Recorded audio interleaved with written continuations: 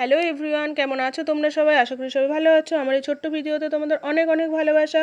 আজ ছিল শুক্রবার, সকাল তখন 9:30 বাজে। তোমার সকালে রান্না হয়ে গেছিলো। তো সকালে করে নিয়েছিলাম একটু ডাল ভাত আর সেদ্ধ মাখা।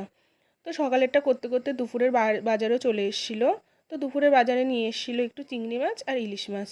তো আমি মাছটা একটু সর্ষে লঙ্কা দিয়ে মশলাটা করে মাছটাকে ভালোভাবে মেখে রেখেছিলাম মশলা দিয়ে। তো তারপরে কড়াইতে কালো জিরা ফোড়ন দিয়ে বেগুনটাকে ভালোভাবে ভেজে নিলাম। তো আজ আমি ইলিশ মাছটা এভাবেই রান্না করেছিলাম। তারপর মশলা দিয়ে যে মাছটা মেখে রেখেছিলাম সেই মাছটা ঢেলে দিলাম। তো আমি কিছুটা জল এখানে ফুটিয়ে রেখেছিলাম। ইলিশ মাছে না একটু ফুটানো জল দিলে না স্বাদটা একটু ভালোই হয়। তো মাছটাও রেডি হয়ে গেছিলো আমার।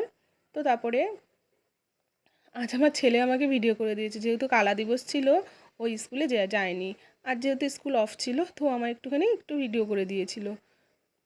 তো মাছটা কিন্তু দেখো সুন্দরভাবে আমার রেডি হয়ে গেছে। তো কিছুটা সবজিও আমি বানিয়ে নিয়েছিলাম, এর আগে তোমায় দেখালাম। এই সব কিছু সবজি দিয়ে আমি চিংড়ি মাছটা আজ করবো। তো কড়াইতে তার জন্য দিয়ে দিলাম পরিমাণ মতো তেল। তারপর কালো জিরা ফোড়ন দিয়ে মাছগুলোকে ভালোভাবে ভেজে নিচ্ছি। তো কিছু লঙ্কা আমি এখানে ছোট ছোট করে কুচি কুচি করে দিয়ে দিয়েছি।